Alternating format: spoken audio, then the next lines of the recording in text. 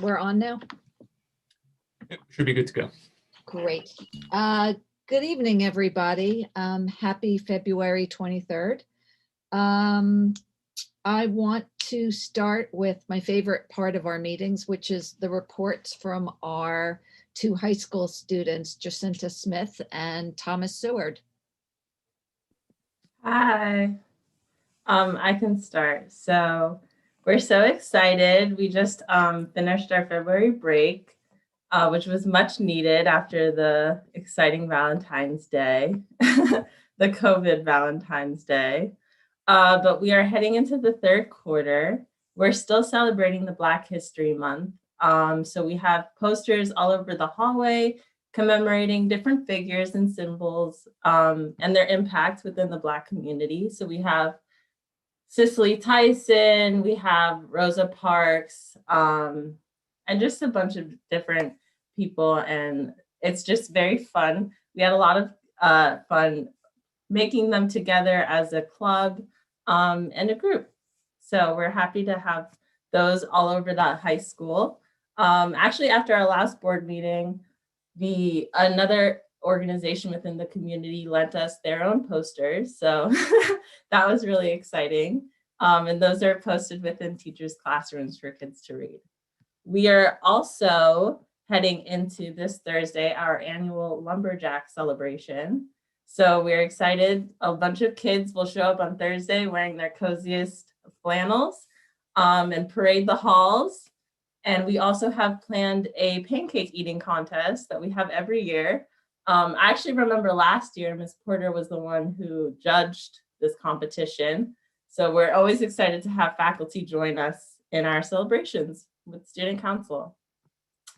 And then we also want to acknowledge our very own high school debate team for their qualification for the National Speech and Debate Tournament and also the Tournament of Champions. After talking with the president of the club, Tess Leppelstadt, she told me that 3 partnerships of students would be technically going to Kentucky to compete, but unfortunately, the competitions are virtual this year. But that doesn't shy away from the fact that they did an incredible job to get there and worked very hard. So congratulations to them. Yeah, thanks, Jacinta. In other news, the winter sports have been going swimmingly so far. The varsity boys basketball team has already played 6 games, and they've had big wins over rivals such as White Plains. Girls basketball picked up a huge win today against Edgemont. And ice hockey has started their season an impressive 3-0, taking down local powerhouses like New Rochelle and Rye, and they also beat Scarsdale. The seasons look very different for all the sports playing this winter, as athletes are constantly wearing masks and practicing social distancing when possible. But as a player, I'm just glad that we were able to get out there, because it definitely seemed at some times like it wasn't going to happen. Student Council is also planning some ambitious events, including teacher trivia, which is a very exciting new endeavor. Teacher trivia is going to consist of more than 10 teams of 4 teachers each, participating in a Jeopardy-esque virtual contest in like a March Madness-y style bracket system. This is probably the most motivated effort that I've ever seen in Student Council for a project, because everyone's just super excited for it. It's an idea that really lends itself to the virtual formatting, and it also gives students a chance to see their teachers in an alternate environment. Like, it'll be great to see your gym teachers take on your English teachers, or your guidance counselors battle like a math and social studies team. And we expect great viewership, and it'll be something that should be fun for everyone to watch. So yeah, all in all, winter sports are off to an exciting start, and Student Council is planning for what might be the biggest event of the year. That sounds great. I love the idea of that trivia contest. And Jacinta, thank you for sharing about the posters and the Lumberjack Festival. It's amazing that, you guys have really worked hard to create, some of the fun environments and traditions that we've always had at the high school, even though we're in this different environment of the pandemic. So thank you for all your efforts, and to all the high school students for all the work they're doing. And I like your background, Thomas. Is that a picture? So thank you. Okay, well, thanks thanks again for your report and have a really good evening. Thank you. Thank you. Rena, can I just add something to Jacinta's report on the debate team? Sure. Because it's hot off the press. It is incredible with everything that's going on, the challenge of the school year, to see the commitment of our high school debaters. This is the 5th year that we've hosted a debate team. So in the kind of debate world, academic debate world, this is a young and new team, but they have incredible success in such a short period of time. So the things I just want to mention is there's tremendous interest across the high school in participating in debate.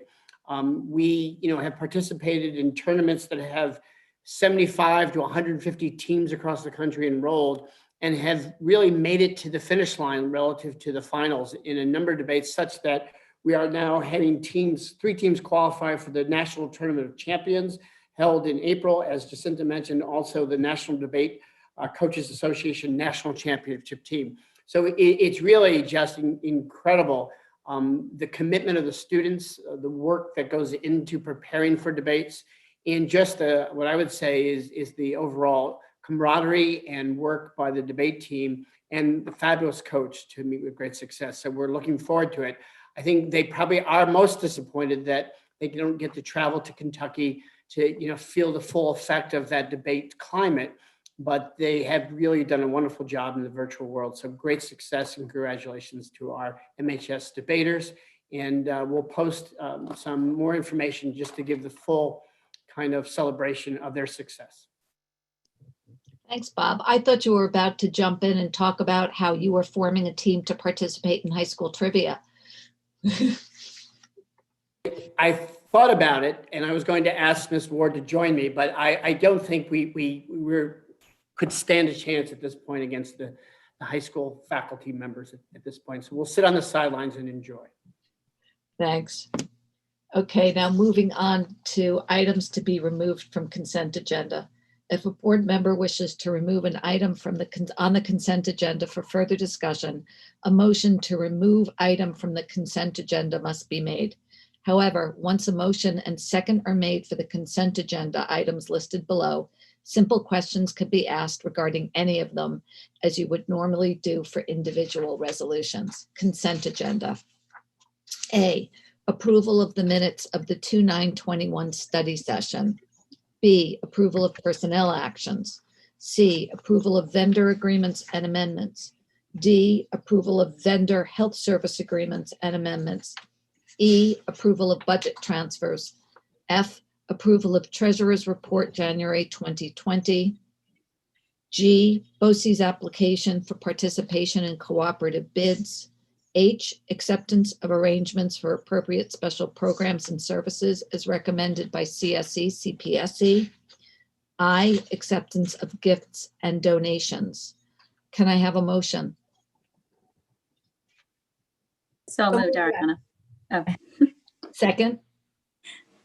second, whatever Gladys got first, second. Whatever works. Great. Are there any questions or comments on any of these? And then I'm gonna, okay, Rob, do you want to just read accept the gifts and donations? Sure. The first is various items for Chatsworth Avenue School from the Chatsworth Avenue PTA valued at $6,148.74. And the second item is $536 from Bronx River Sound Shore Audubon Society for the purchase of plants for the Hommock's Pollinator Garden. Thank you. Thanks, Rob, and thanks to the Chatsworth PTA and to the Bronx River Sound Shore Audubon Society. All in favor? Aye. Aye. Okay, resolutions for action. A, agreement between the Mamaroneck Union Free School District Board of Education and Larry Hambrecht. Be it resolved that the Board of Education accepts the donation for a scholarship in the amount of $5,000. Be it resolved that the Board of Education and Mamaroneck Union Free School District herewith authorizes the board president to execute an agreement with Larry Hambrecht to create the Dr. Donna Perón Memorial Award for Best Spanish Student in honor of Dr. Donna Perón, and be it further resolved that the board herewith accepts the donation and the terms and conditions set forth in the attached agreement. Can I have a motion? So moved, Sam. Second, Ariana. All in favor? Aye. And I want to thank Larry Hambrecht for this donation in honor of Dr. Perón, and condolences on her passing. B, resolution to execute a consent order and judgment. Be it resolved that the Board of Education authorizes its attorneys Shaw, Perelson, May, and Lambert, LLP, to execute a consent order and judgment in a tax certiorari proceeding, Carolyn Court Owners, Inc. versus Town of Mamaroneck and the Mamaroneck Union Free School District. Be it further resolved that the board authorized the refund of taxes as required by the terms of the consent order and judgment. Can I have a motion? So moved, Sam. Second, Gladys. All in favor? Aye.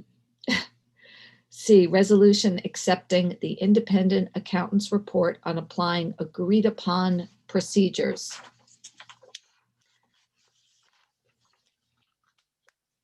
Sorry. Be it resolved that the Board of Education of the Mamaroneck Union Free School District of Mamaroneck, New York accepts the recommendation of the Audit Committee to accept the January 26, 2021 Independent Accountant's Report on applying agreed upon procedures performed by Cullen and Danowski LLP. Recommended action that the board accepts the resolution, adopts the resolution as stated above. Can I have a motion? So moved, Sam.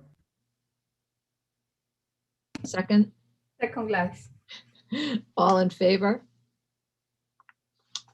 D, resolution accepting the risk assessment report.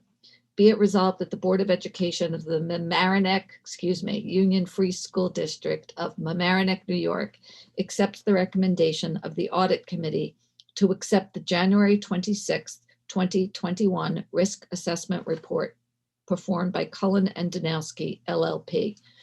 Recommended action that the Board of Education adopts the resolution as stated above. Can I have a motion? So moved, Sam. Second? Second, Ariana. All in favor? Aye. Resolution to accept a corrective action plan for an internal audit. Be it resolved that the Board of Education hereby accepts the Audit Committee's recommendation to accept the corrective action plan for the January 26, 2021 report on applying agreed upon procedures and the January 26, 2021 risk assessment update report performed by Cullen and Danowski LLP. Be it further resolved that the Board of Education hereby authorizes the Assistant Superintendent for Business Operations to submit said plan. Can I have a motion? So moved, Sam. Second? Second. All in favor? Aye. And I just want to say briefly that these are all items that are posted on the website, and these are audits that occur in the ordinary course of business each year. So none of these reports or actions fall under the category of extraordinary events. And these were all thoroughly reviewed by members of the Audit Committee. Subject F, resolution regarding New York State funding of public education. Whereas every student in New York State should have access to a quality public education. And whereas in order to provide quality education during the COVID-19 pandemic, school districts have borne exceptional expenses, including but not limited to personal protective equipment, cleaning supplies, contact tracing, COVID testing, remote teaching equipment, one-to-one device, and Wi-Fi hotspots for home use. And whereas to meet student needs resulting from COVID-19, schools require long-term funding and solutions, especially in the areas of mental health, digital equity, and addressing learning gaps. And whereas federal funds allocated in the CARES Act were intended to aid schools in managing pandemic costs. And whereas CARES Act funding was not allocated by New York State as additional school aid and instead supplanted state aid funds for the 2020-21 school year. And whereas the executive budget proposes to use federal coronavirus response and relief supplemental appropriations act funds, CRISA funds, intended for school pandemic expenses to replace $1.35 billion in state aid in the 21-22 school year. Whereas the executive budget proposes to fully use our district's CRISA allocation in lieu of state aid for the 21-22 school year. Now therefore be it resolved that the Mamaroneck School District calls on state legislators to ensure public schools receive short and long-term funding to deal with the extraordinary costs and student needs created by the COVID-19 pandemic. And the Mamaroneck School District calls on state legislators to reject the executive budget proposal to fully supplant state aid with CRISA Act federal funds. Can I have a motion? So moved, Sam. Second, Ariana. Just briefly for the community, I want everybody to know that, and Dr. Shaps, I don't know if you want to weigh in and say anything here, but that board members and Dr. Shaps have been in touch with our state legislators, Senator Shelley Mayer, who chairs the New York State Senate's Education Committee, and also with Assemblyman Steve Otis, together with other elected officials, to express our concerns about the executive budget and our district needs, as well as other districts' needs for funding right now. So this is, and letters have also been written, and there's been advocacy taken up also by our Assistant Superintendent, Sylvia Fassler-Wallach, in speaking with various legislative aides. And those efforts will continue from now until, I guess, when the executive budget is supposedly going to be adopted, which will be in the next couple of months. Policy second reading. Revised Policy 2160, School District Officer and Employee Code of Ethics. Recommended action that the Board of Education adopts the revised Policy 2160, School District Code of Ethics as recommended by the Board Law and Policy Committee. Can I have a motion? So moved, Sam. Second? Second, Gladys. All in favor. Revised Policy 6640, Fixed Asset Accounting, that the Board of Education adopts revised Policy 6640, Fixed Asset Accounting, formerly referred to as Capital Assets, as recommended by the Board Law and Policy Committee. Can I have a motion? So moved, Sam. Second. Thanks, Gladys. All in favor? And there was a first reading of these policies at our last board meeting, and they also can be found on our district website, either in the policies let me start that again, in the policies folder or in board docs. Okay, Bob, we're going to turn it over to you for the Thank you. update on the Thank you homicide. very much. Before I begin, and we'll share a PowerPoint presentation in a moment, I just wanted to acknowledge and introduce Dr. Al Saki, principal of Homix Middle School, and his administrative team, Assistant Principal Rob Andrews, Assistant Principal Margaret Groninger, and Assistant Principal Minnie Iannuzzi. Thank you for being here this evening, for participating. Thank you for the great work you're doing each day at one of the largest middle schools in New York State. And the purpose tonight is to provide the board and community with an update on the work of the Homix Scheduling Committee, to talk about what they've learned through the process and to share really the next steps moving forward. So with that, I'm going to see if we can present. So before I turn things over to Dr. Saki, I just want to remind the board and the community that in the most recent January 12th board meeting and previously in February 2019, I discussed the challenges of navigating what I would say the phenomenon of fluctuating middle school grade level cohort size that directly impacts our team size at HOMEX, the class size, creates staffing challenges over multiple years and puts pressure historically on budgetary resources. I highlighted the projected upcoming bottleneck, I would say, or I would call it roller coaster ride of advancing large cohorts followed by decreasing size cohorts moving through the system that really exceeds the intended design of the middle school in our middle school model. Looking ahead to 2021-22 school year and beyond, this summer, as Dr. Saki arrived to become the middle school principal, I asked him to organize a scheduling committee that would recognize or understand the various constraints that really is in front of us and explore scheduling options that would maintain what I would say is the essence of the middle school model. And more importantly, provide for durability, and something we focused on in 2019 that would provide a level of consistency as HOMEX grows and contracts over the next several years. So that really was a starting point for our discussion. As Dr. Saki will summarize, and certainly our administrative team at HOMEX will summarize the work of the scheduling committee, they will speak to the realization, I think, by committee members and our collaborating national scheduling consultant, Mike Rettig, that the constraints or the challenges that we have that we'll describe really limited this what a kind of range of scheduling options. And that really, as they were looking at possible or exploring possible scheduling designs, the focus really became, and the work moving forward is really about program design and enhancement of the middle school model. And we'll get into that today. So with that, I turn things over to Dr. Saki to begin.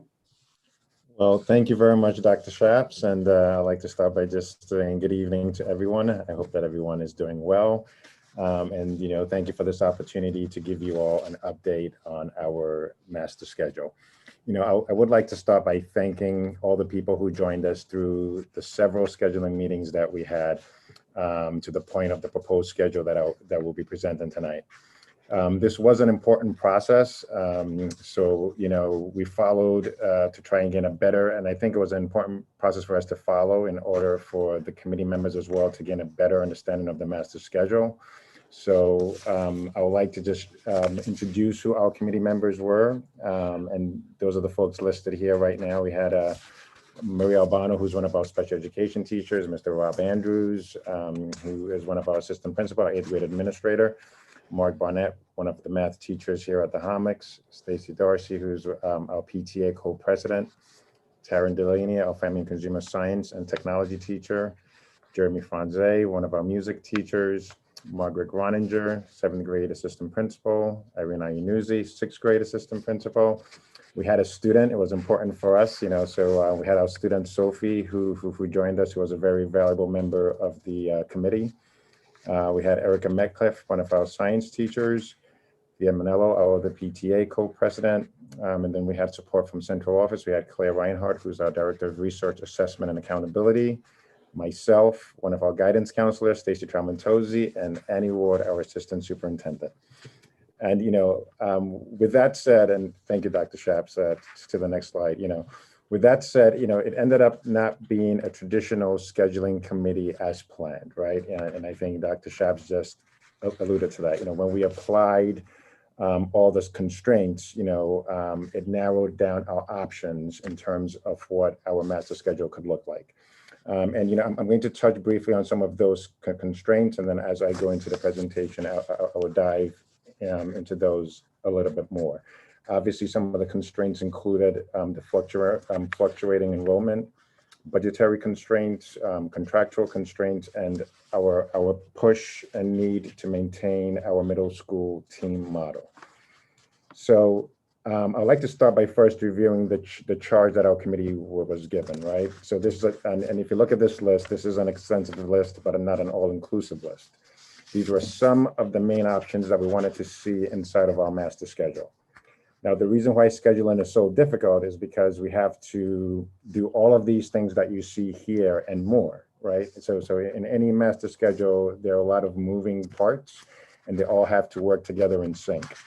So as a committee, we wanted to create a schedule that kept in mind key elements of a good middle school. And it was important in our model that we maintained the middle school team model. So that was one of the constraints that I had mentioned earlier, maintaining the middle school team model.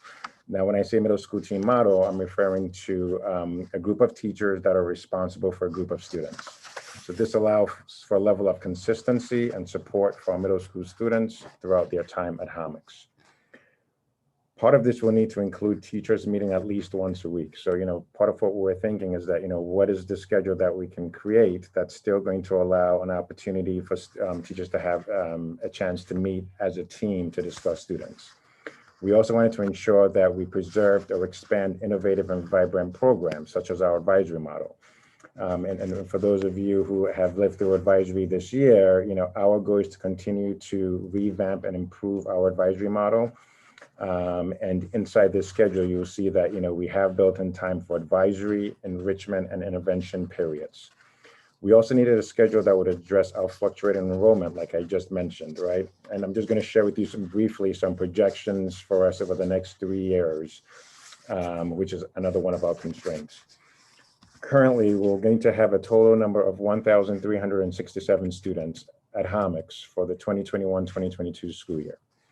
This number is going to drop to 1,328 students for the 2022-2023 school year.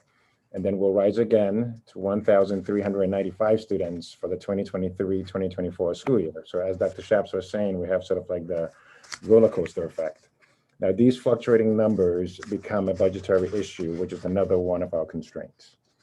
So we needed a schedule that would be durable enough that we would not need to add additional staff and excess that staff from year to year as our numbers fluctuated. Also, a schedule that was durable enough that we would maintain small class sizes even with a growing population. We are also charged with creating a schedule that is consistent across grades and content areas. That was something that was very important to me in terms of consistency. A schedule that would give us uniform periods for our core and encore classes, which would allow for a coherent schedule that would include bells and a uniform passing time. The addition of bells in itself, I think something as small as that can be a very huge piece in a middle school, where students are aware of of when a class period ends, when a class period starts. Like that consistency in itself creates the appropriate structure to allow our middle schoolers to be successful. This also allows for more supervision of students during transition times, where, as being on a uniform schedule, as the bell rings, staff is out in the hallways. It allows for that consistency and that supervision during transition. Now, this schedule will include a reduction of time in our core classes, right? From the 55 minutes to 44-minute periods. So if you remember the schedule from this year, the schedule that we're currently following this year is a 44-minute period schedule. We're going to be repurposing and reinvesting this time in innovative programming during our advisory, enrichment, and intervention periods that will support our middle school students and give them more choice. So, right, so the whole idea of choice for our students was very, very important to us. And, Mr. Andrews will be covering some of this in more detail later in the presentation. Now, based on our local as well as national data, the average class periods at the middle school level is 40 to 45 minutes. It's also important to me that we had a middle school schedule that has an advisory period, like I mentioned before. Student advisory is just a key component for a positive and successful middle school experience, right? So for our students to fully be engaged in the middle school experience, some form of an advisory program is important. If you get to research the impact of advisory on middle school students, you will find that there is a positive impact of advisory on the school community. it was interesting. I had an opportunity to meet with some of the middle school principal colleagues from Westchester County, Fairfield County, and New Jersey just this afternoon, and I was curious. I did pose the question to them in regards to their time schedules as well as their advisory program. And similar to what the data shows, everyone was within the 40 to 46 minute time frame in terms of the length of periods. And our surrounding schools all had some form of an advisory program, which included like Scarsdale, Weston, Falls River, just to mention a few of the folks who were on that call. So again, like that importance of that advisory piece, again, is just a very important part of a middle school schedule. An important part of our schedule that I'm excited about, which is new again, is this 30-minute intervention enrichment period. And as we describe that in more detail in future slides, you'll see where some of this excitement is coming from. But these are opportunities for our students to be engaged in some kind of an enrichment activity, some kind of an intervention activity, an opportunity to have office hours, right? So it might not necessarily look the same as it looked previously, but we are creating opportunities for these to still exist in this schedule that Mr. Andrews will be presenting shortly.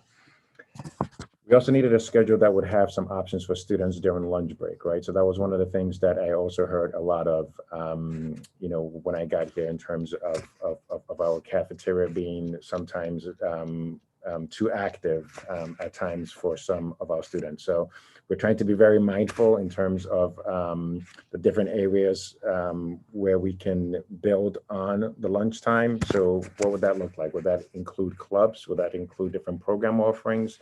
So again, just trying to look at different ways that we can provide opportunities for students where we are taking some of our students outside of the regular cafeteria setting and providing them opportunities elsewhere in the building where they can have their lunch.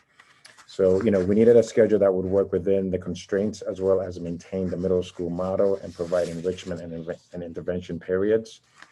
And like I said, this list is not everything that a schedule does, is just some of what a schedule is supposed to do. I do feel that this was sort of like a large order, but I do believe that the schedule that we'll be proposing to you shortly is able to meet all of these different requirements. So again, based on the constraints, I feel that, and like Dr. Schaap said, that we used a national consultant, and it was interesting listening to him and hearing his perspective on the scheduling. But based on and he had, tons of different schedules that he could show us, but, based on the constraints that we had, and like I said, I shared some of those constraints, this was the schedule that he felt would best meet our needs and best support our students. So, Dr. Schaap, if we go on to the next slide, please. So what were some of the key findings and the key takeaways from this process, right? We found out that our proposed schedule can handle a cohort range of 100 to 125 students per team without necessarily adding any additional staff. By having team sizes of 100 to 125, we're able to divide this by 5 sections, which will potentially have class sizes in the 20 to 25 student range without having to add additional staffing to our building. With our proposed schedule, we'll be able to schedule our students for 8 44-minute periods, which includes lunch plus our additional 30 minutes of intervention, enrichment, and advisory period. Our scheduling consultant shared that most middle schools in Westchester, like I shared before, have a 45-minute or less period. So with our 44 minutes, we are well within that range in terms of what our colleagues are doing within Westchester County. This schedule will also meet all of our program goals, our durability goals, and our budgetary goals.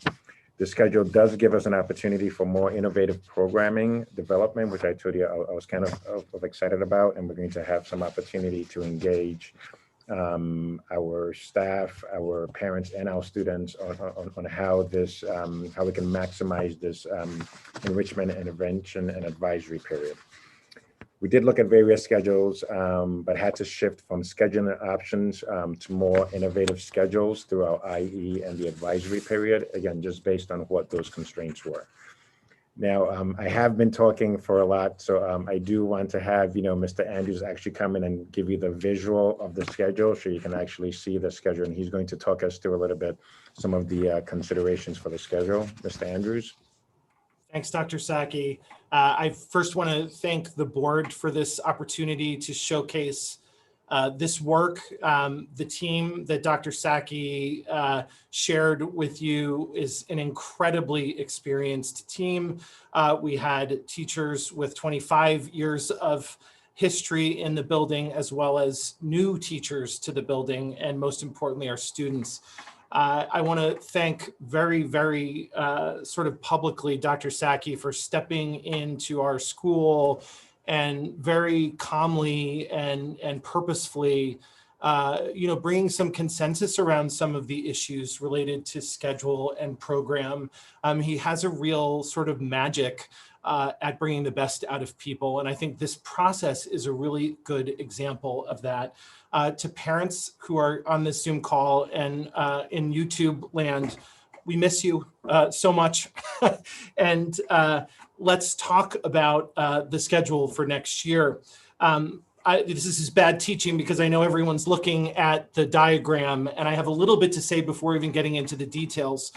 At Homix Middle School, with over 150 staff members and between 1,300 and 1,400 students, the conceptual anchor for this process is to develop a schedule that's balanced, that's coherent, and that is efficient.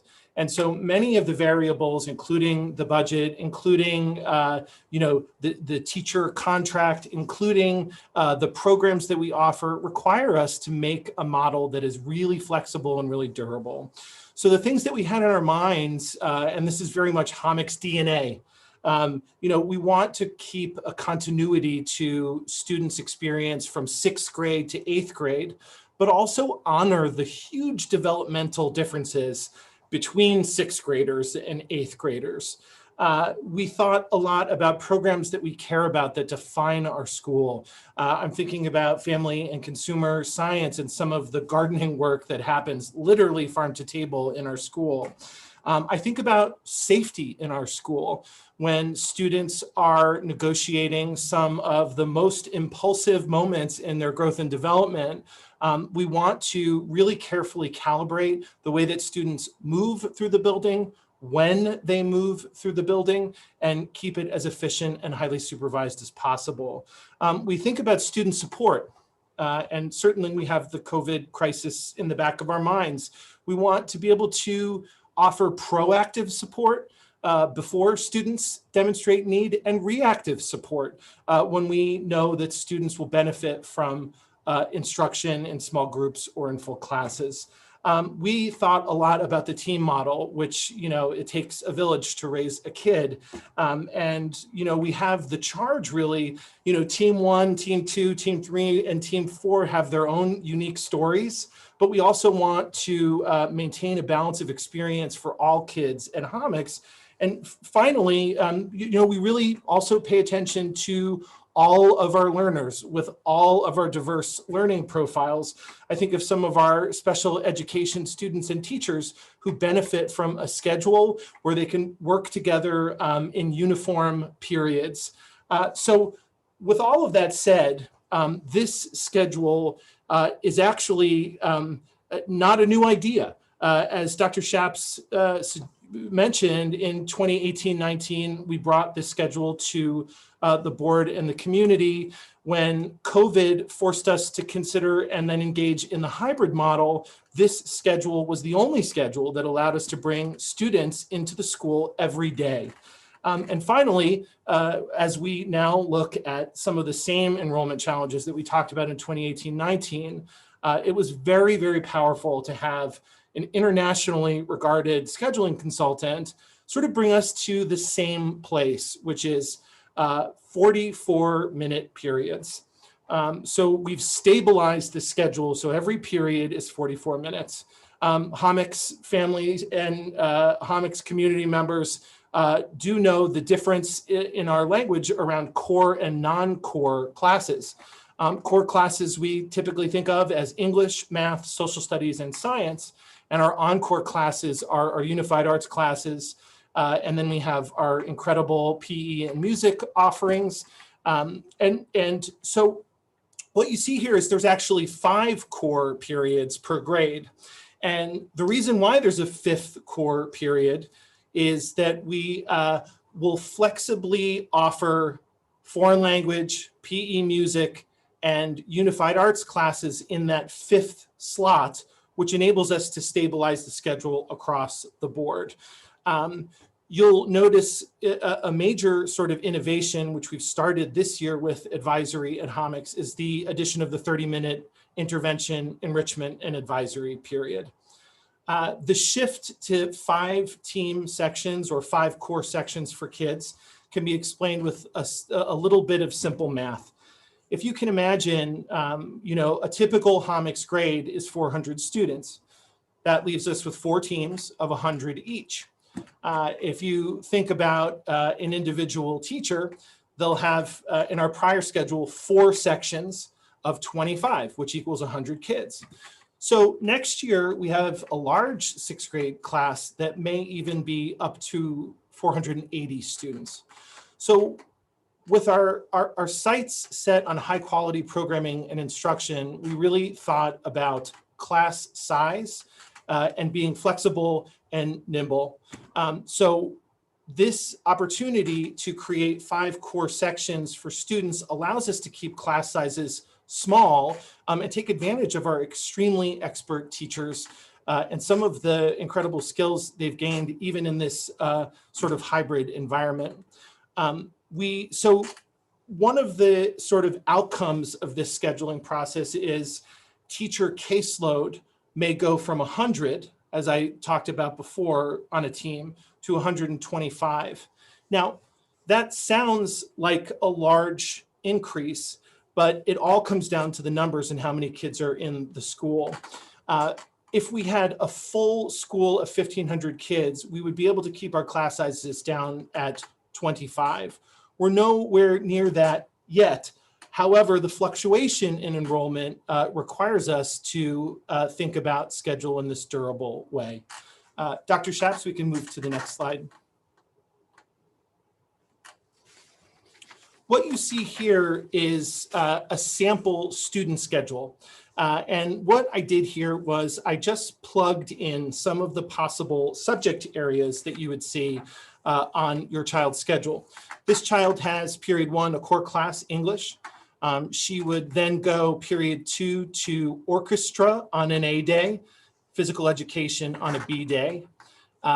The sort of non-period is the intervention and enrichment period, and I'll come back to that because that's the more sort of rich offering in terms of the schedule.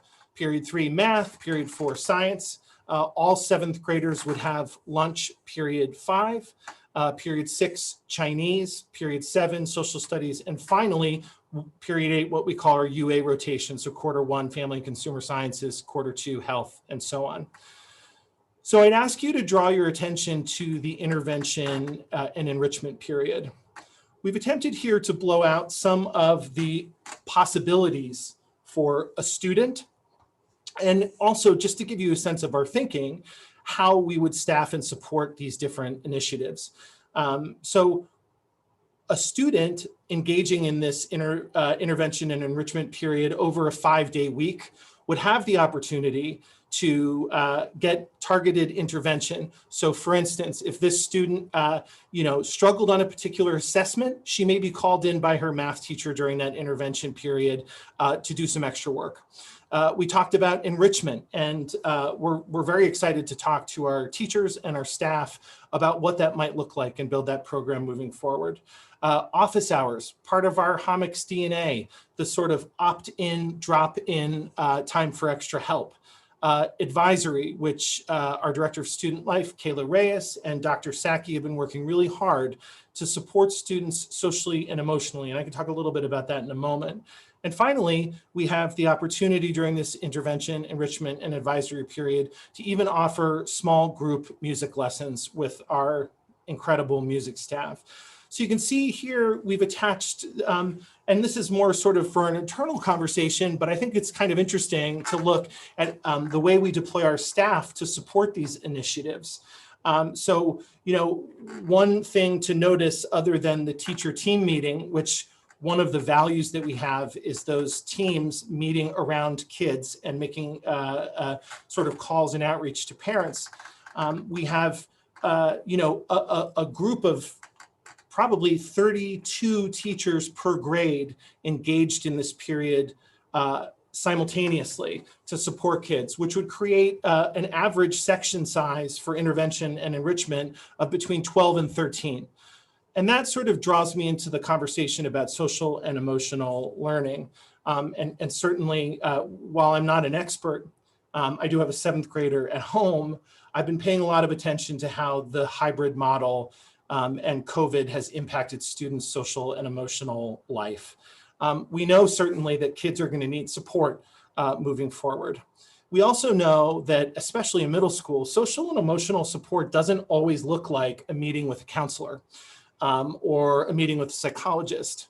One of the ways that we know middle schoolers thrive is to have low stakes, high energy, and high interest engagement with staff members and adults in small groups. So the notion that we can get groups of 12 to 13 Homix middle school students doing things they're excited about, offering them choice, and giving them agency, we think will be a wonderful sort of foundation to build the next few years of their growth and learning.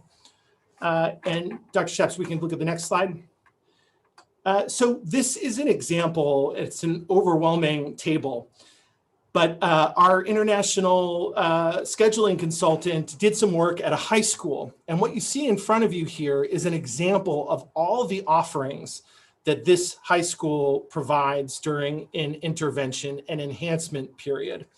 So you see that on the most left-hand column, all different kinds of teachers and human resources from the school offering on different days extra help, everything from music ensembles to specific support. And you also see in the yellow blocks, there are times for teachers to meet. This is exciting, and this is the work of the next few months with our school leadership team to build this menu of offerings and to set it up for next year. Thanks, Dr. Shapps. We can move to the next slide. Mr. Andrews, thank you very much for that summary. And, as Rob was talking, that's something that definitely jumped out to me. I've only been here for, well, at this point, about 6 months now, maybe a little bit more. But it's been interesting to see our staff in action, right? So, I do believe we do have extremely hardworking teachers. We have teachers who are delivering rigorous and engaging instruction to students. And I am personally confident that our staff is going to make this timing work, right? So that's a piece that I did want to share. Obviously, we still have some work to do, right? And I think Rob alluded to Mr. Andrews alluded to some of that. There is still continued research and development that needs to be done in regards to building of our advisory model in collaboration with our Director of Student Life, as well as how we're going to maximize that intervention and enrichment period. Like I mentioned, we're also going to be looking at options for lunch. Lunch is going to be one of the key pieces that we continue to look at, and ways to reduce the number of students inside the cafeteria at any given time, and how to incorporate like clubs and other activities during the lunch wave so that students have other places to go. And this is sort of like our first go at this. We did want to make sure that we got this in front of the board and the community to hear. There's more work that we're going to be doing with our staff and with parents for some opportunities for some questions and answers as well. We already have a parent coffee, one of the principal's coffees scheduled for March 5th, our PTA co-presidents, Steve Malello and Stacy Darcy, will be sending out some additional information about the coffee and the structure of the coffee, where it's going to be solely dedicated to the schedule and hopefully getting any questions parents have answered. So at this point, like Dr. Schaap said, I am here as well as our 3 assistant principals, and we are ready for any questions that you may have about our schedule. Thank you. Dr. Saki, thank you very much. You know, when you said that you've been here for 6 months, I was thinking, wow, what a first 6 months Dr. Saki has had. So thank you for everything that you're doing and for jumping in with both feet and more into educating in pandemic times, and more than that, but to thinking ahead to what next year can look like and how we can benefit and better serve our middle school students. So thanks to you, to Rob Andrews, and to Margaret, to Minnie, all of you. I know that you all had a lot of involvement in this, so thank you for your work. Thank you. Thank you very much. Does anybody on the board have questions? Bob, I see, Dr. Schaap, I see you unmuted. Yeah, no, I just wanted to make sure that we provide an opportunity for the board to just comment, ask questions. Also, as we shift to expanding the conversation with the community, I just want to make sure, I think it would be helpful to understand questions that stakeholders have, and then be able to respond, you know, through Dr. Saki and the administrative team, you know, in kind of to summarize the questions that both the board and parents may have about where we are and what will be continued to be refined, explored as well. So I think that's important, as well as the scheduling committee, because the committee really has been guiding and kind of working through this process. Doc, are you talking about tonight, or are you talking about collecting these questions as we move forward? I'm trying to be mindful of the range of questions that the board and those participating in the meeting this evening may have, and being able to provide more thorough responses than to Following the meeting. Right. Okay. All right. Thank you. And also that there is another meeting scheduled on March 5th for Homix parents, where there'll also be an opportunity to ask additional questions. Correct. Correct. Do board members have some questions?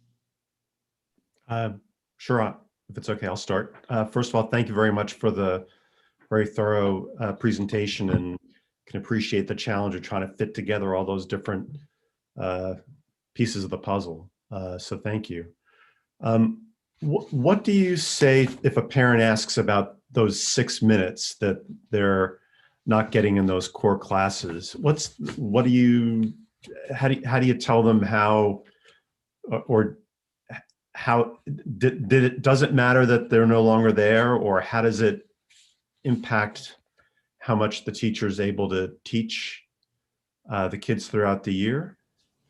And, you know, I can start, and then I'll give my colleagues an opportunity to jump in. And thank you for that question. So it actually ends up being a total of about 11 minutes that comes off from the initial schedule from a year and a half ago to now. And, you know, and the way that I'm looking at it is sort of repurposing that time, still making sure that things that were in the previous schedule are still there. So for the whole, I know that for parents, a big thing was the office hours, right? So making sure we still had office hours, but now not just office hours, also having an opportunity for interventions, an opportunity for enrichment. So that 30-minute time slot that was added for the enrichment, intervention, and advisory is where we're able to gain some of the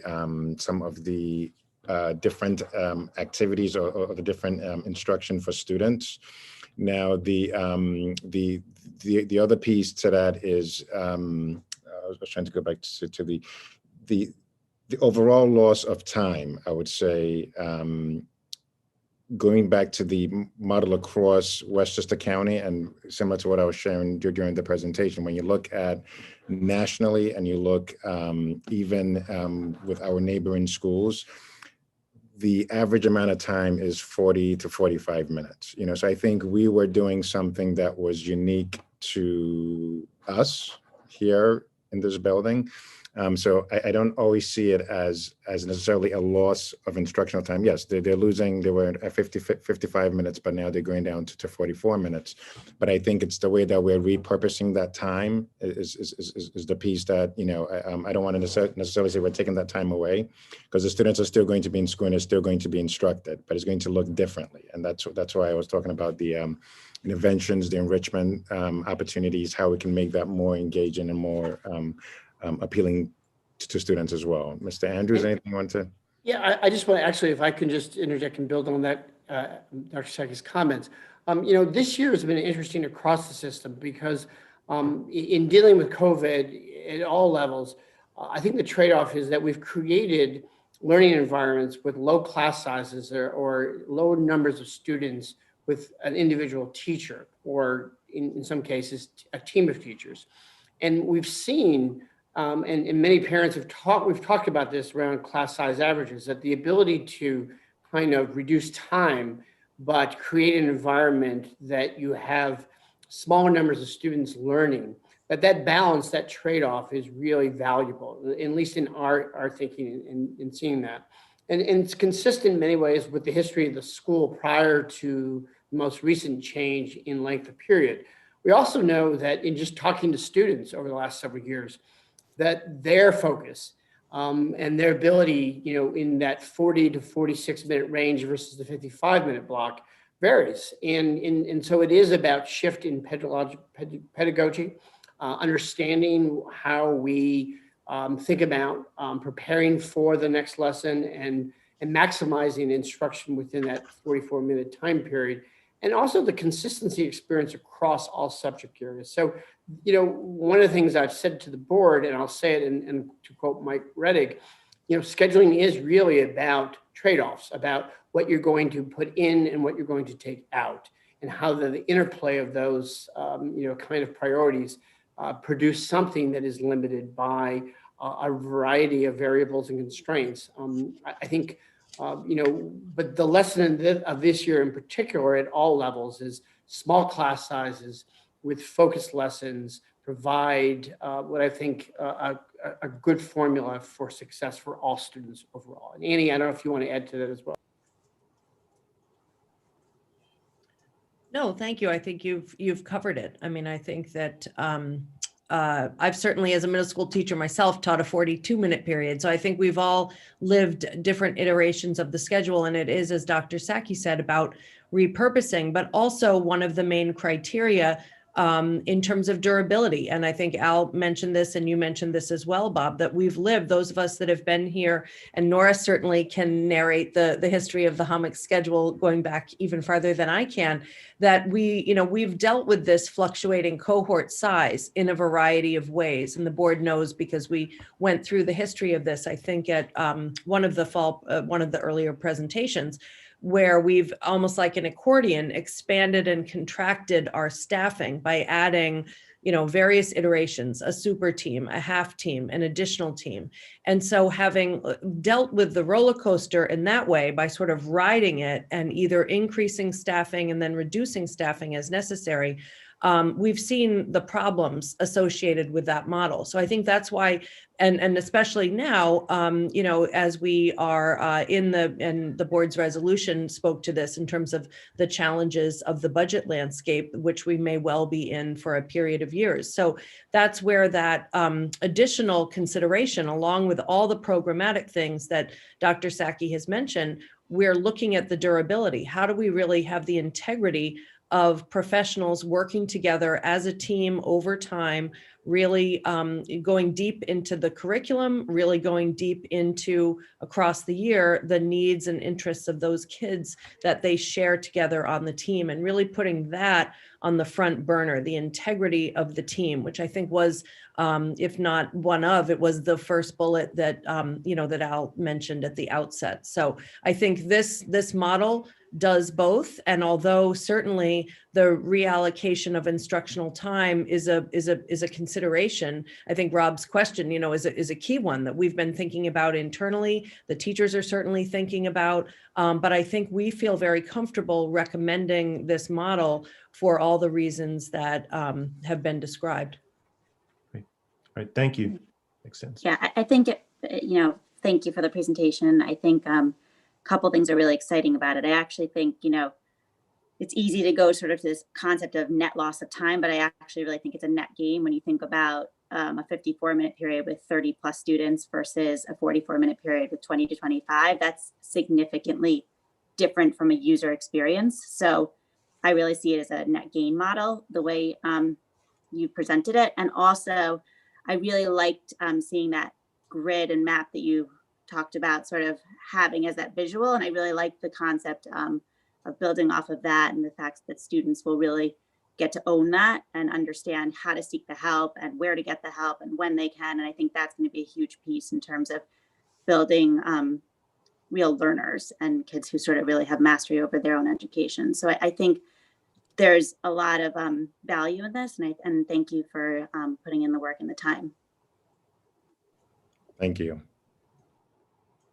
I had a question, but before I wonder, for those that don't know, the hammocks is dear to my heart.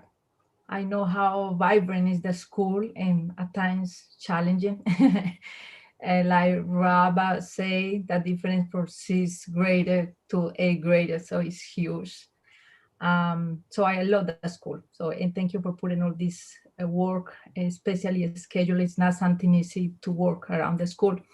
So I don't know if things has changed or if in the schedule committee, you had the opportunity to talk to about those kids that go to the resource room and to skills. Historically, those kids, when they go to a skill class, they end up missing art and world language. So I don't know if you had the opportunity to address this, or if these kids are gonna take resource and skills in the intervention period that you mentioned in the schedule. Can you please clarify? So yeah, I'll start and then Rob, I'll have you jump in. So originally we were hoping that some of that time could be used during the intervention and enrichment period.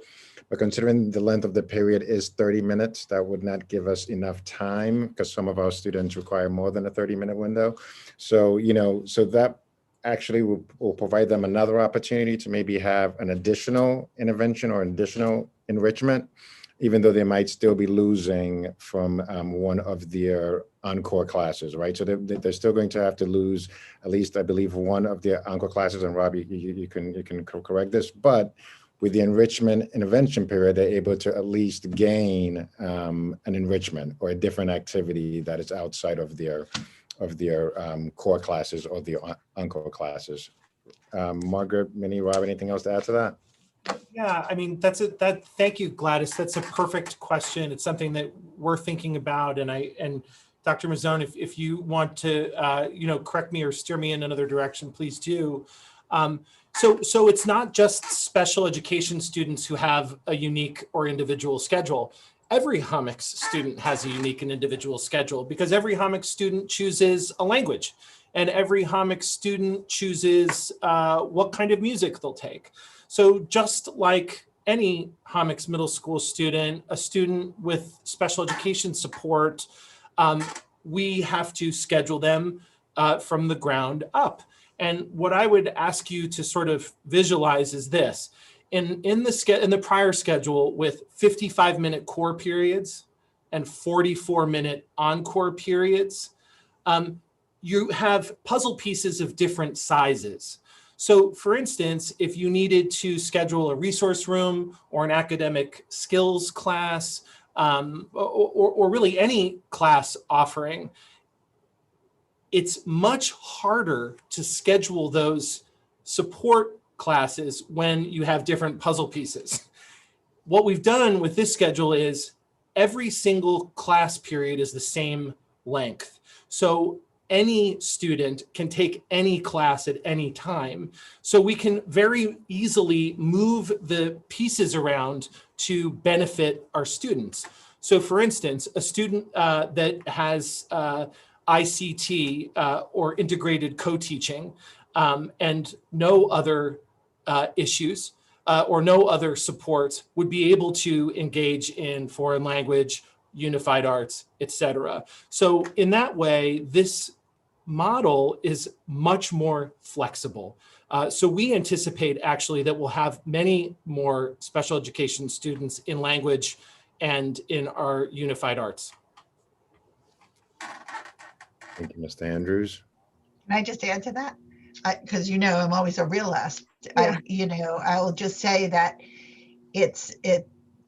yes, I totally agree. I think this is great work, guys, but and it offers more opportunities because it will enable a more efficient use of the special education staff, because now they'll be able to cross grade levels because everything's the same amount of time. So it works out much cleaner.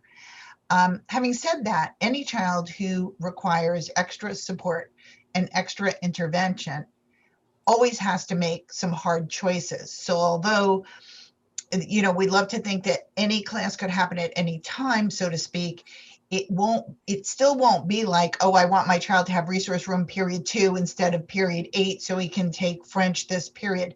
There will be very individualized choices that will have to be made. And that's where Rob was, right on the money. It's hand scheduled. The guidance counselors will speak to parents, but I will say the Hummocks has already shown that they can do it this year. So in my mind, there's a lot that needs to be worked out, but there's a lot that can be worked out. I have good confidence that the team has done excellent work. They'll continue to do so, and the staff will help them. And we'll work it out.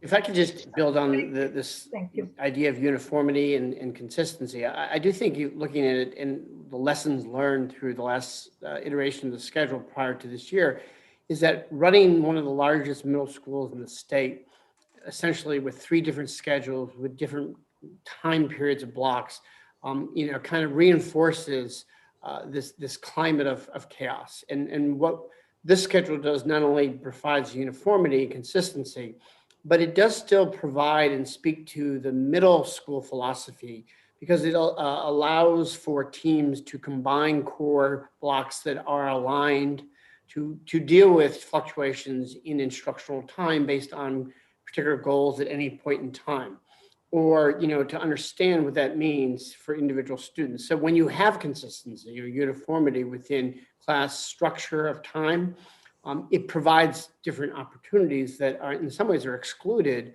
when you have this bingo board of kind of schedules moving at different paces, different times, that are not uniform. And that's important. And that's, again, something that is of value that you want to enhance through the development of time and learning, and something that becomes problematic if you don't have that priority in place. And Dr. Schaps, I can give a specific example. In the prior iteration, with 3 separate schedules running concurrently, there were 20 different transition points for students through the building. And you can imagine that when students are transitioning at different times during the day, we don't have every single teacher out in the hallway supervising them. So this is a really simple way to engage all members of our school together to support student transitions. Another small point is that with 3 different schedules operating concurrently, it was very difficult to plan assemblies, because you had different grade levels engaged in different sort of time streams. And now we have huge opportunities to bring in programming and get them in throughout the day. I was just going to add, just to say, even if a budget was not a constraint, I still would have probably lobbied very, very strongly for some level of consistency in a middle school schedule. And again, just for the way middle schoolers work. So for those of you who know middle schoolers, like that consistency is just critical. It's critical for their success.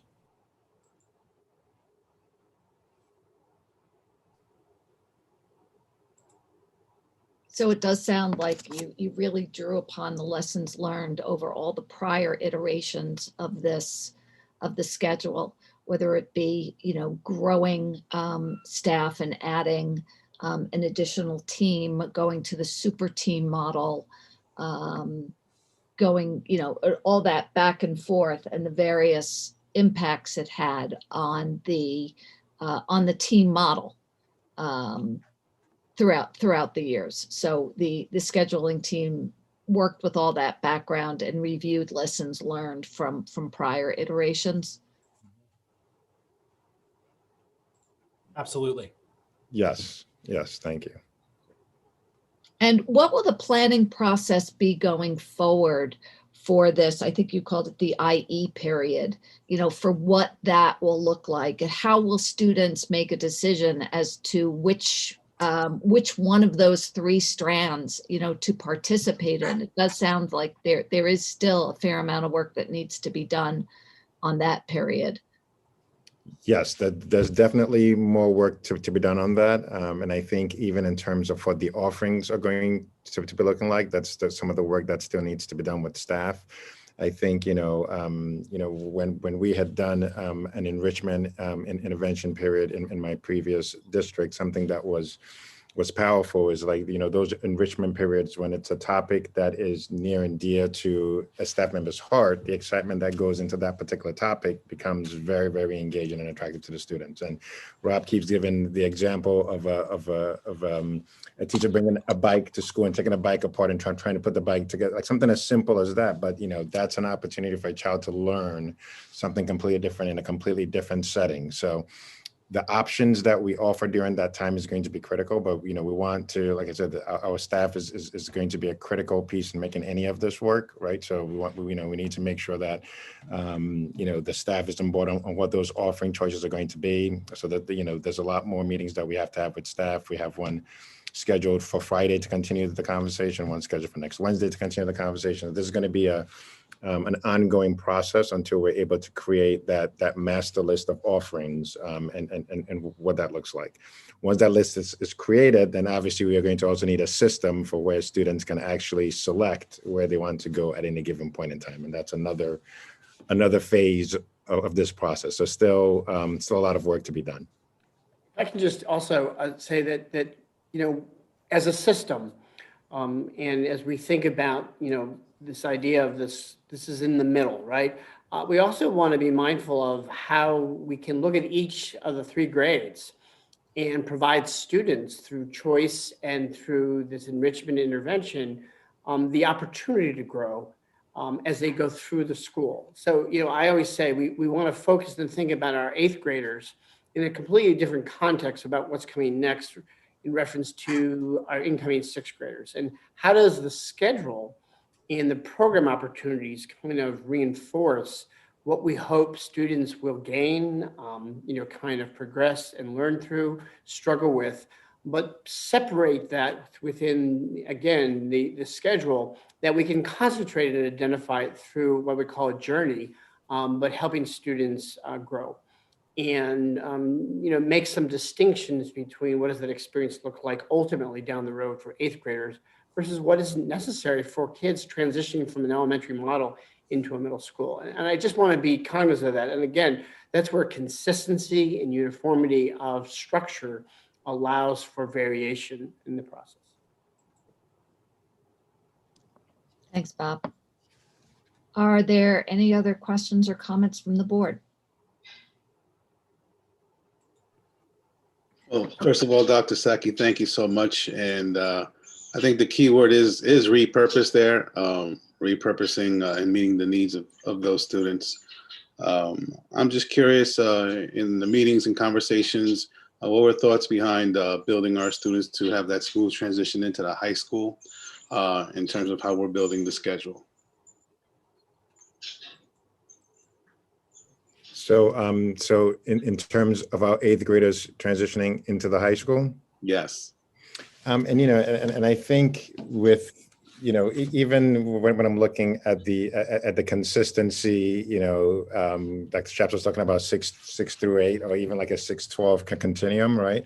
So like, what are some of the things that we can do in collaboration with the high school to get our eighth graders more informed about what's happening at the high school? So an example would be some of the work that's even being done now with Liz Klein and her staff in terms of the different orientations that are given to our eighth graders. But going back to programming, how can we, learn from what the high school is doing in terms of like some of the options that they have. And I think going back to Dr. Schaap's point, how does it look different for an eighth grader as compared to a sixth grader, right? So for example, as our students are going into the high school, there's going to be some flexibilities that they have as ninth graders that they wouldn't have seen 6 through 8. So do we start looking at different ways of giving our eighth graders some more flexibility and some more freedoms? Obviously, we can't have eighth graders leaving leaving campus and coming back, but what other kind of flexibilities can we create within our own structure to give them, more choice, more options while they're here, within this building? So that's a good question for us to kind of dive more into, but that's sort of like my initial thought. Anybody else have anything else to add to that? Yeah, the thing that comes to mind is our Homix Green Tigers program, which pre-COVID was a 6 through 8 club, certainly supporting sustainable initiatives. But what we saw actually with the Green Tigers is that there were a lot of eighth graders who felt really strongly and had a lot of agency around sustainability. So I'm wondering, Christian, if the intervention and enrichment period could be a place to turn Green Tigers into a transition or bridge to the original science research program at the high school. So I think what we've done is we've created a little bit of real estate in the intervention period and enrichment period to allow teachers, I'm thinking about Miss Delaney, who runs the Green Tigers, to say, dream big. How might this create a bridge to the programming that we know is already happening at the high school? So that's an awesome question. Thank you. Margaret, I think you're about to add something to that. I was just even going to talk about something, you alluded to it a little bit, about how our eighth graders move around the building. I mean, we're thinking about, with a new schedule, how we set up the building for next year. For example, is there a 6th grade wing? Is there a 7th grade wing? And so then how do eighth graders move from class to class in that intervention enrichment period? Do they have more choice than the 6th graders and the 7th graders? And also, I think we have some partnerships that we've already begun with the high school students, ACE tutoring and mentoring. And I think those certainly can continue. And we need to, build more bridges to the high school. I have a meeting tomorrow with PACE teacher Allison Parsley and a senior about opportunities to get some of our students involved in performing arts this year virtually as a building bridge to PACE. So, I mean, I think it's a perfect opportunity for us to rethink or to think more about that transition. I mean, I lived in the high school for 20 years and students go from Homix to a completely open campus. And we know we need to give them a little more baby steps, and a taste of that. Well, it sounds like things are moving in the right direction. Thank you so much. Thank you. Thank you. Thanks. And I guess, go ahead, Sam. Sorry. I wanted to say I'm really excited about the schedule you guys are putting together. I do see the IE period as this exciting opportunity, but also a very logistical and such a, for the small little time you've set aside for it, it's going to be your biggest headache and work to implement. And hopefully you get a lot of buy-in from the faculty, because I think that's what's going to make it a success, is if you design it in a way that they're excited and they feel engaged. I think you'll really see it fly, but it sounds like you've simplified one aspect of scheduling to only create another minefield. But I'm glad you guys did it, because you're the ones who are going to have to deal with it. Well said. Yes, correct.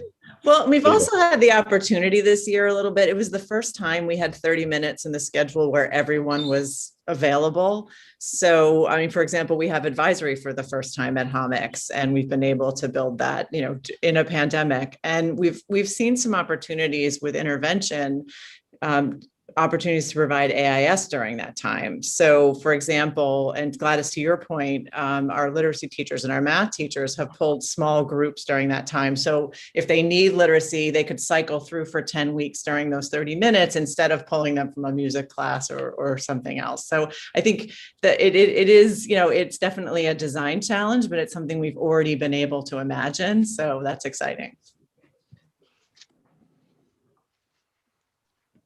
Thanks, Margaret. Okay, I want to be mindful of time. If there are no more questions or comments from the board, it's 8:21. I want to move on to any community questions. So let me first read, as we always do, public participation at board meetings. Anyone who wishes to speak may state their name. Debbie Minetta is managing our individuals who want to come and speak, enter into the meeting and speak, and address, and any organization they're representing. Any group or organization wishing to address the board must identify a spokesperson. All speakers are to conduct themselves in a respectful and civil manner. Obscene language, libelous statements, threats of violence, and statements advocating racial, religious, or other forms of prejudice will not be tolerated. Questions concerning matters which are not on the agenda may be taken under consideration and addressed at a subsequent meeting. And as Dr. Shaps indicated, if there are simple questions that we could respond to very succinctly, we will. Otherwise, we will collect questions to be answered following the meeting at a later date, and also will be given to Dr. Sacchi for his subsequent principal coffee. Rena, someone texted saying the LMC link might be down. Meaning at the broadcasting on LMC? Correct. Sean or someone? Debbie? I'm checking it right now. Thanks, Sean. I have not heard that. While they're checking, I just want to say that I know in my conversation with Al and administrative team, the scheduling committee has generated a lot of questions as well in various areas, right? And so having the opportunity to share those questions that came out of the process and response is equally, I think, valuable to the broader community and the staff and parents as well. And Dr. Sheps, will there be a document that captures those questions together with the answers? What's the forum that those answers, those questions and answers will be provided? So typically during our principals coffee specifically, we always have a format that we've been using where we ask parents to send questions in ahead of time. Those questions are put into a document, responded to, and then shared back with the with the community. So yes, that will come out as some kind of a Google Doc with responses to the questions posed. Great, thank you. Okay, I'm going to open it up to the community. Okay, Debbie? so we have our first question from Chris Mancini. Okay. Hi there. Sorry that this isn't about the scheduling. Chris, yeah, if it's not about the scheduling, I would just ask you to hold your question. Okay, until when? Until after everybody's had the opportunity to ask questions regarding the agenda item, which is the scheduling. Okay, thanks. Okay, so we'll come back to you, Chris. Rena, did you see the class size question that's in the chat bar? I did not. I haven't been checking. I can read it out. It is. Yeah, go ahead. Is 20 to 25 class size an average, or are you capping core classes at 25? So 20 to 25 is the average, right? I think, I think our class sizes can go up to 28, but our average is going to be 20 to 25. Rob, is that right? It's 28 as it goes up to? So it can, depending on, well, I mean, our old schedule created a differential where core classes tended to be smaller and encore classes tended to be larger. A concrete example, and I can use this year because we're using the hybridized version of this schedule right now, and we have 44 minutes. So I looked at a few examples. For instance, a 7th grade social studies teacher right now has a caseload of 101 students. So that means that her average class size is 20. Which is wonderful. That's a great class size to have rich discussions. And, you know, in the 6th grade, where we have closer to almost a clean 400 students, our 7th grade currently, we have about 450. In 6th grade, one of our social studies teacher has a caseload of around 90, which puts her average class size somewhere around 18 this year. So what you'll see is an ebb and a flow based on enrollment, but it would be very challenging, I think, to get a class over 25 with 5 sections per teacher.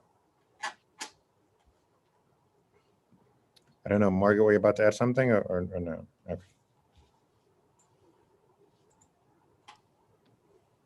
No?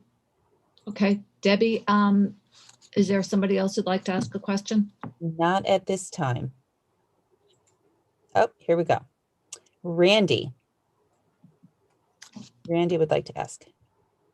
Hey, everyone. Hey, this is Randy Spatz. Hi, everybody. Thank you so much. That was a great presentation. And it was really good to see that. And it's nice, too, in the sense that it does keep that same transition that the kids are so used to right now, especially when they come back to school full time, and there will be other kind of issues that I'm sure will come about. So that's fantastic. My question for everybody is, and it's not so much for the rising 6th graders because they don't know what they don't know. It's more so for the rising 7th and 8th. You know, the 8th graders, the rising 8th graders went from a team of 5 to a team of 4, back to a team of 5.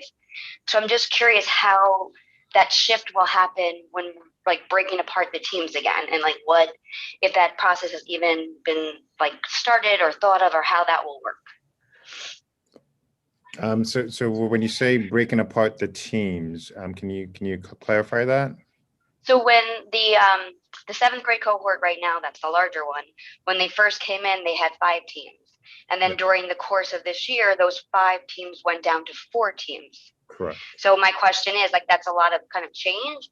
So I'm just curious how is it gonna just, you know, go back to the original 5 teams that they started with in 6th grade? Are they gonna change? Like, how is that gonna work? Or am I just misunderstanding the 5 sections?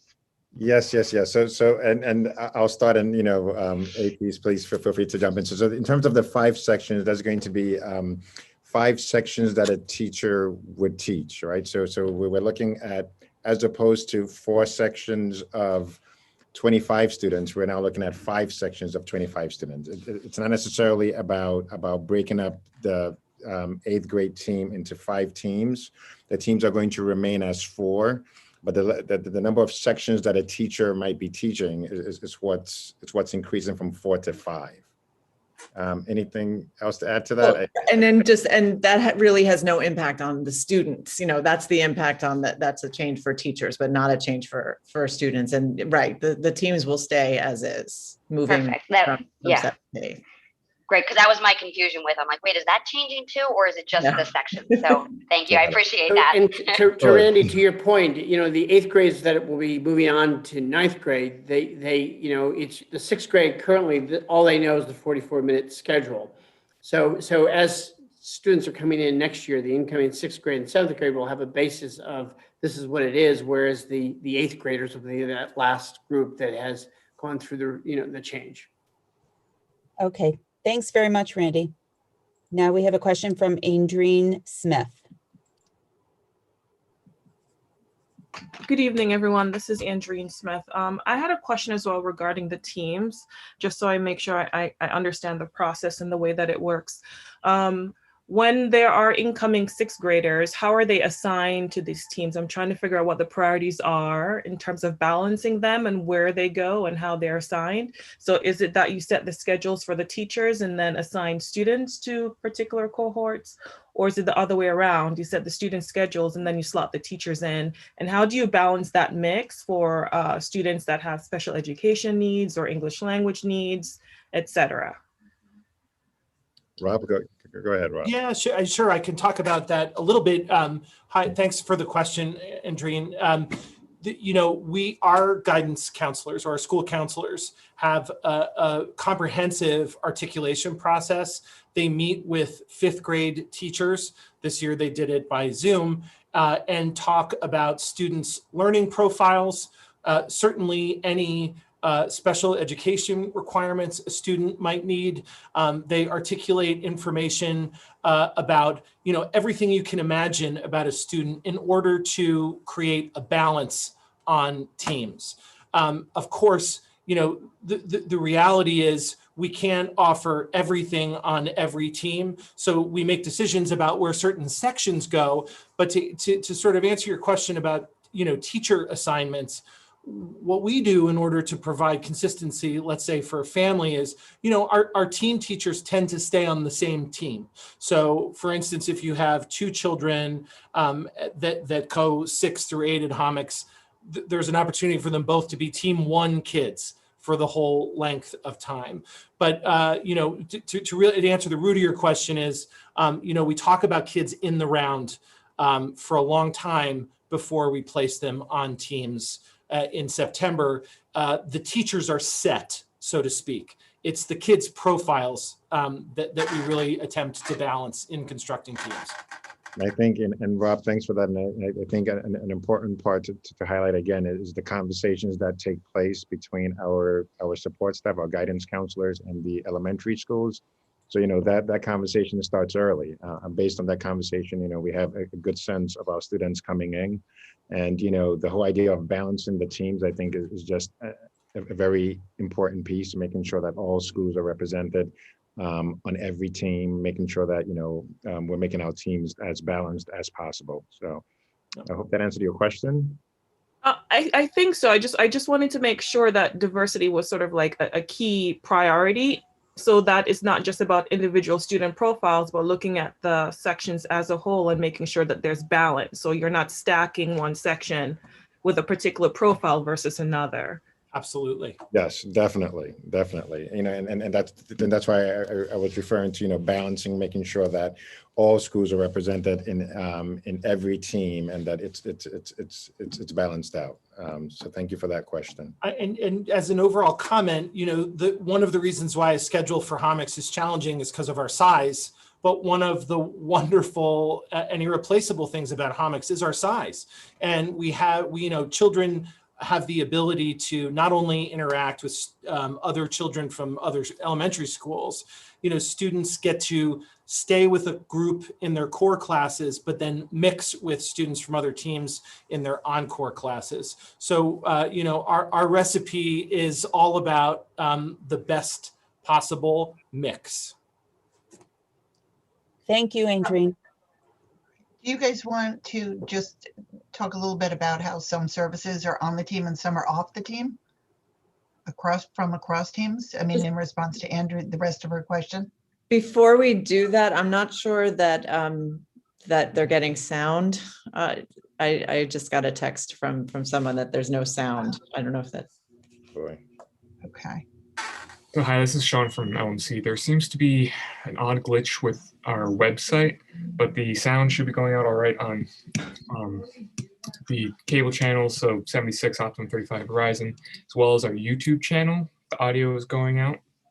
I'm not entirely sure why specifically the website link is not. Right. If you look in the chat bar, they're saying that the people who are attendees can hear us. Yeah. And yes, everyone on the Zoom should be able to hear this as well. Nora, I saw there was a question about Dos Caminos, and I think that I can answer both questions at the same time. For example, some of our programs are off team, like Dos Caminos, which originally was on team 5. And then now as Dos Caminos moves from 6th, we have 6th, 7th, and we will have an 8th grade Dos Caminos cohort next year. Those students are spread throughout the teams. So that is an off-team program, but they are in the teams for their math, for their science, for UA. Am I missing other programs that are off team? Yeah, I mean, if I could, if you don't mind jumping, if I can jump in and just add, right, and maybe you can take it from there. So all things being equal in the beginning, all the schools are represented on all the teams, right? All the 4 elementary schools are as equally as possible spread upon, over the 4 teams.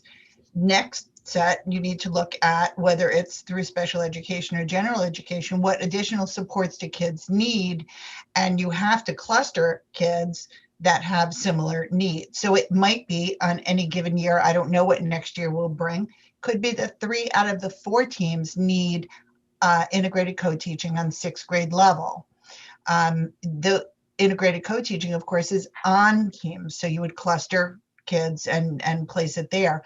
But services like resource room or, reading, extra reading instruction, those kinds of things that are offered through special education can be off the team during one of the non-core blocks. So there's both within the team and without. And that disrupts that balance a little bit, but not as much as you might think because the school's so big that there's a lot of kids.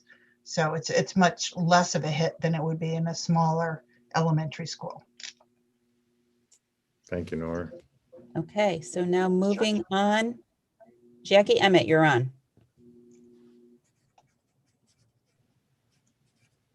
Jackie?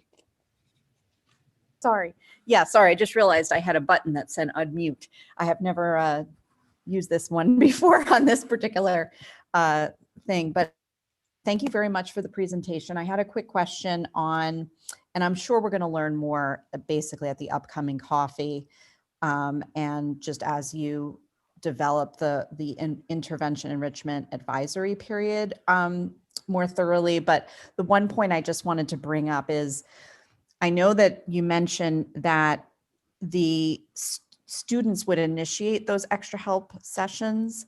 And one thing I just want to mention is that for the younger students, for let's say the 6th graders, that may be a little more challenging for them to sort of raise their hand and say, I need help.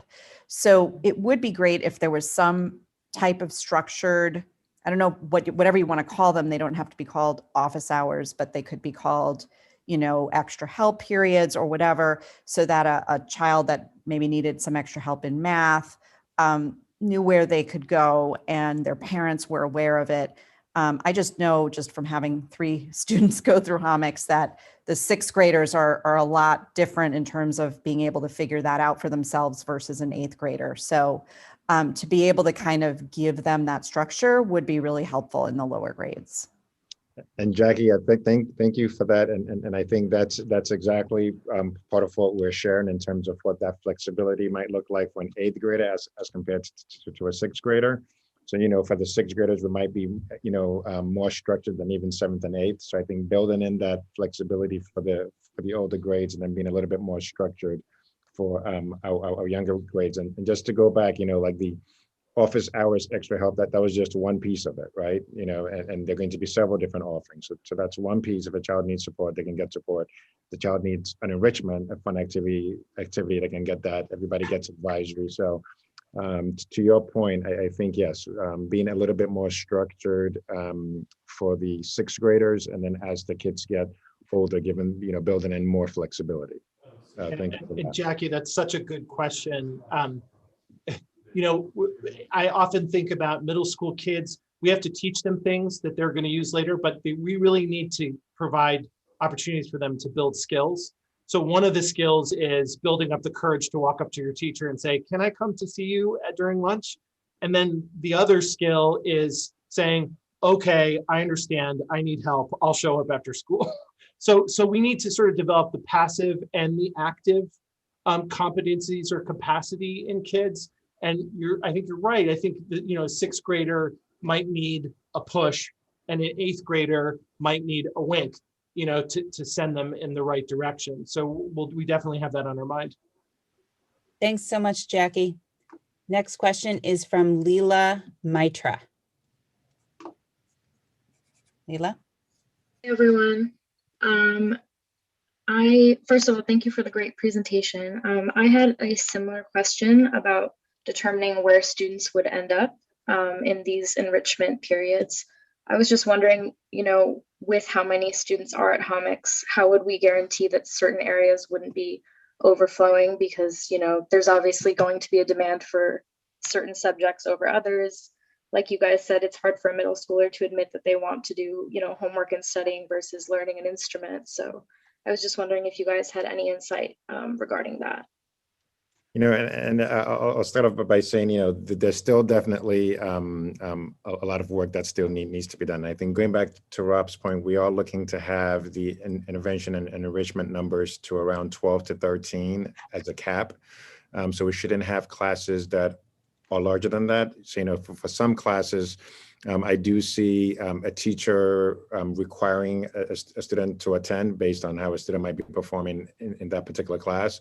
But then for other classes, we still wanted to build in the flexibility where a student can say, I need help in blanks, right? So if I'm a math teacher and I know that a particular student is struggling, didn't do as well in a test, I should be able to say, I need you to come and attend my intervention class today.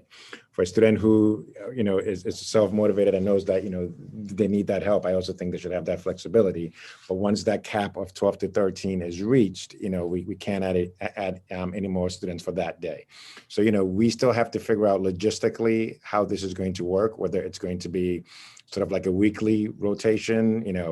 A daily rotation is going to be tough, but like even if kids planned a week ahead in terms of choosing their offering, so all that logistical piece, we still have to kind of iron out. Anybody else want to add anything to that? That's pretty much it. Yeah. So hopefully that got to some of your question, Leila. Okay. Thank you. Thanks, Leila. Yeah. And that is all we have for now. Did we want to go back to Chris? No, Chris had indicated that he's fine with not speaking. Okay. He typed his question in the chat and I responded and we'll follow up with him. Great. So that's it. Okay, I want to thank you all for the presentation and for all the questions from the community members. I am going to move on to announcements. We have a transportation announcement that we legally have to read. Residents of the Mamaroneck Union Free School District that wish to request transportation for school-age children to private and parochial schools must submit their request to transportation at ardleyschools.org by 4 p.m. on Thursday, April 1st, 2021. The form is available on the district's website. To access the form, click the transportation link under the community tab, excuse me, and look for the application link for 21-22. To be eligible for transportation, K through 8 students must live more than 2 and less than 15 miles from the school. 9 through 12th grade students must live more than 3 and less than 15 miles from the school. New students moving into the school district after April 1st, 2021 must apply for transportation within 30 days of establishing residency in the district. Parents who are even just considering sending their child to a non-public school should submit an application for every school that they may be considering. All late applications will be denied. Moving on to future business. Tuesday, March 2nd at 7 p.m. is a board study session. It's going to be the presentation of the superintendent's recommended 21-22 school budget. March 16th at 7 p.m., Board of Education business meeting. Topic is once again the 2021-2022 budget. And April 6th, 7 p.m., board study session, and again 2021-2022 budget. Meetings will be held remotely. If Governor Cuomo does not extend his executive order, the meetings will be held in McLean Auditorium at Mamaroneck High School. With that, thank you all. Thank you, LMC, Dr. Sacchi, Rob Andrews, Minnie, Margaret. Thank you all for your work. Thanks to the scheduling team. And everybody have a very good evening. Good night. Rena, you have to adjourn.